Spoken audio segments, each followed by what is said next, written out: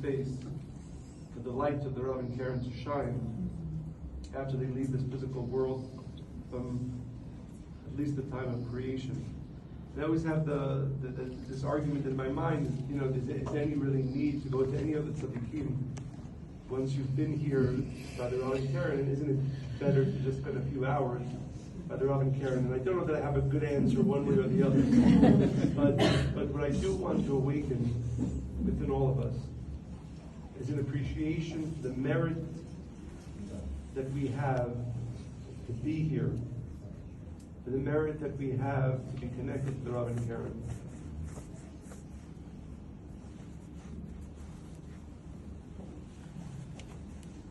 Throughout time, there have been many tzaddikim who reveal great wisdom,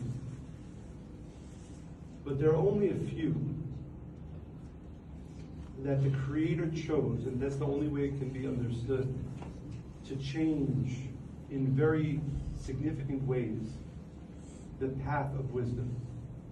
So, certainly from the time of Rabbi Shimon to the time of the Ari, and intervening years from the time of the Ari to the Baal Shem Tov, to Rav Ashak, there were many great Kabbalists who revealed great wisdom, from whom we continue to receive wisdom today. But what makes the few unique souls, such as the Rav and Karen, is not, and my mother would often make this clear, and the Rav would agree, is not the fact, and this is true, many people get the title Kabbalist. There is nobody, certainly since Rav Brandwein, who had the depth of understanding of the Ari, of the Kabbalah, as the Rav did. But all that great wisdom, which of course is significant, and we have to both appreciate it and to continue to study from it, that is not what makes the Rav and the Rav and Karen so important to humanity. And it's not what makes this space so powerful. It's because we see that the Creator chose the Rav, and you can't say the Rav without the Rav and Karen, because as we all know the story, the Rav would never have manifested in the way that he did without the changes that my mother sometimes was forced him to go through. They went together, however you want to see those stories. But the Creator chose them to create a fundamental change. And it's one of those things that you have to really have a good understanding of the history of Kabbalah. But when the Rav and Karen brought the wisdom, the light of the Zohar, and brought the wisdom of Kabbalah, as the Rav and my mother would always remind us, it was not their plan to do it in this way. They had different plans, by the way. Not the plans where they actually wound up the way the center is today. But because the Creator said, these are two pure souls that I can direct to create the path of this wisdom as it's supposed to be.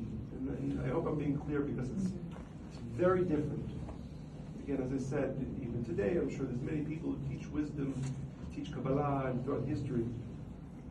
You have to look at the unique task, the unique way with which the Creator used the Rav and the Rav and Karen to change the path of this wisdom, and therefore B'ezrat Hashem change the path of humanity. And that's only because the Rav and Karen were completely committed. They did not care, and this is something, when I think about we always come, when we come to tzaddikim, we come to ask. I know what I am asking for, and I hope all of us are asking for. Because usually what we ask for from the Creator, to the tzaddikim from the Creator, is I have this idea, or I have this plan, or I want to do this, help me. Help me do this, or help me do that. It's a big mistake. It's a big mistake. And certainly, this is the wrong place to ask in that way.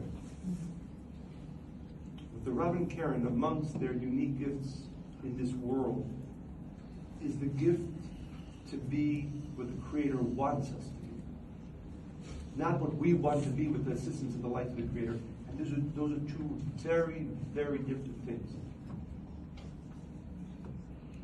And we have to come with, and this is, I think, Liao mentioned this, one of the things that was always clear with the Rav, and everybody around the Rav, again, really loved the Rav, wanted to be a part, and so on and so forth. But when the Rav saw ego involved, and we all, and this is, we all unfortunately have that disease, that was the one thing the Rav could not stand. As Monica mentioned, one of the things that it was always surprising to me, because you had, in all the years, in at least 40 plus years that I was around the Rav, there were people who were very, very interested in the wisdom, very interested in the wisdom, very spiritual people.